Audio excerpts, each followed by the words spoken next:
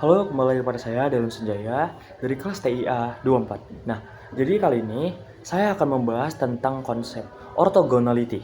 Konsep ini bukan hanya muncul di matematika murni, tapi juga dipakai di machine learning, grafik komputer, statistik, bahkan sinyal digital. Nah, apa itu orthogonality? Kita langsung masuk saja ke pembahasannya. Oke, yang pertama, apa itu orthogonality? Orthogonality secara sederhana, dua vektor disebut ortogonal jika sudut di antara mereka adalah 90 derajat dalam aljabar linear.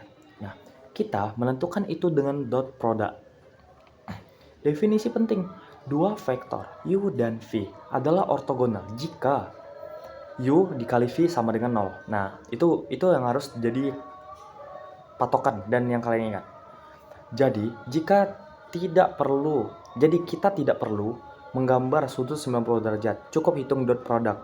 Kalau hasilnya 0, mereka ortogonal. Nah, jadi itu bisa jadi patokan ketika kalian melihat suatu gambar sudut, gak perlu dia 90 derajat, kalian cukup hitung aja dot productnya.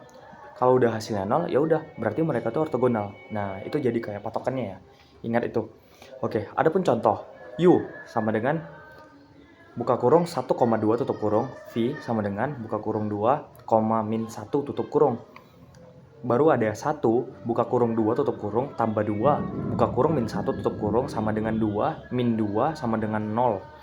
Nah, itu adalah termasuk ortogonal. Kenapa orthogonality penting? Nah, ini adalah pemahaman yang penting. Kenapa? Karena di orthogonality yang pertama itu ada menghilangkan pengaruh satu sama lain. Nah, vektor yang ortogonal tidak saling mempengaruhi. Ini mirip seperti sumbu X dan sumbu Y. Nah, yang kedua, memudahkan perhitungan. Basis ortogonal membuat perhitungan panjang, proyeksi, dan koordinat jauh lebih sederhana. Nah, yang ketiga, dipakai di banyak bidang.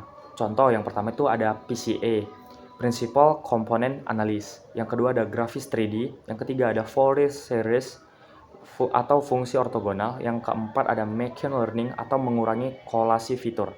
Nah, oke, kita lanjut ke pembahasan ketiga. Adapun pembahasan ketiga itu ortogonal versus ortonormal. Nah, selain ortogonal ada istilah ortonormal. Ortogonal dot product sama dengan 0. Sedangkan ortonormal itu sama dengan ortogonal plus tiap vektor panjangnya sama dengan 1.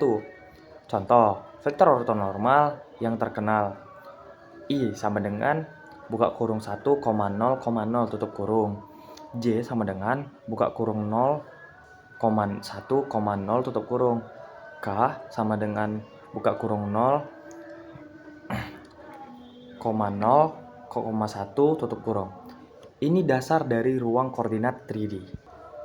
Oke, kita lanjut ke pembahasan keempat, yaitu proyeksi ke arah vektor. Nah, adapun proyeksi ke arah vektor.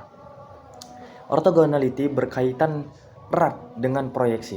Jika ingin memecah vektor V ke arah U, kita menggunakan proch U, buka kurung V tutup kurung sama dengan V kali U, banding U kali U, baru U.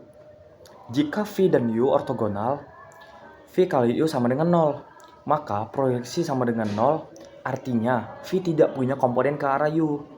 Ini dipakai dalam dekomposisi sinyal dan data science. Nah, kita masuk ke pembahasan kelima, orthogonal complement. Orthogonal complement dalam ruang vektor. Kita juga punya konsep orthogonal complement.